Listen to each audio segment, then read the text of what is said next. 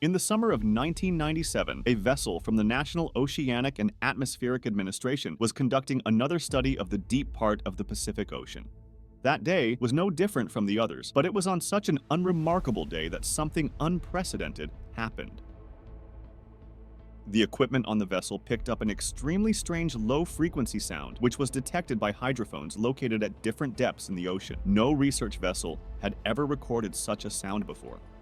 On that day, the researchers didn't know what they were dealing with or what it would lead to.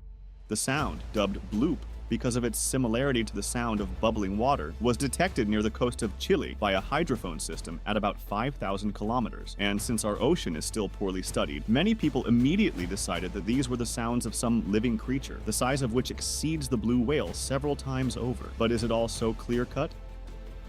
Legends of ancient sea giants have been stirring people's minds for hundreds of years. Witnesses who claim to have seen unimaginable sea monsters contributed to this. In addition, they attributed to them the sinking of ships and other troubles of sailors and travelers. Of course, this was a long time ago, and people then believed travelers at their word and spread these stories around the world. But now, the world has entered a completely different time. Humanity has entered the era of technology and the supremacy of science over everything else. And then, unexpectedly for everyone, this sound appears. Of course, people immediately recognized it as the sound of a living creature, and the most absurd and insane theories began to emerge among lovers of mysticism and coincidences. One of these theories gained widespread recognition. The basis of this theory lies in comparing the approximate location of the sound with the work of the famous writer Howard Lovecraft. The fact is that the coordinates where the sound was recorded almost coincide with the submerged city of R'lyeh, with Cthulhu sleeping in it.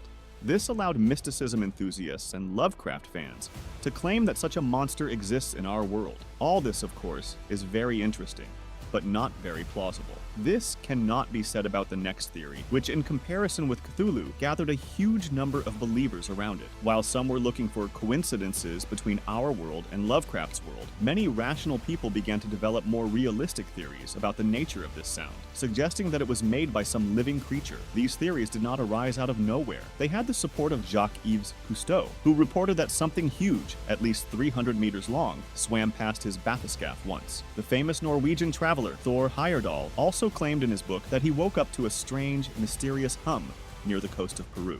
Immediately upon reaching the deck, he saw something huge swimming at great depth, emitting a faint glow.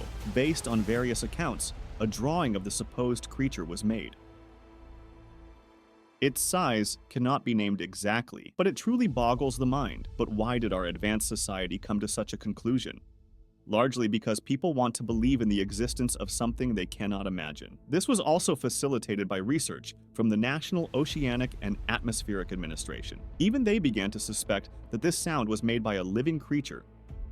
One of these researchers is Christopher Fox, who suggests that such a sound could only come from a living creature because of its characteristic feature of rapidly changing frequency, like the sounds made by marine creatures. It turns out that the story of this strange sound confirms that in such an unexplored place as the world's ocean, there are still such huge ancient monsters unknown to modern science that quietly hide in the depths of the world's oceans and rarely come across to people, or not.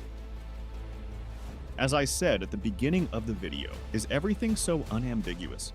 Of course not. Researchers from the National Oceanic and Atmospheric Administration conducted an analysis of this sound and its possible sources, and in 2012, they put forward their theory about the origin of this strange sound. Researchers suggested that the source of this sound turned out to be a common natural phenomenon called an icequake. Such icequakes have similar spectrograms to Bloop, as well as the necessary amplitude for detection, despite their great distance from the equipment. They came to this conclusion after recording a sound from one of the monitored icebergs.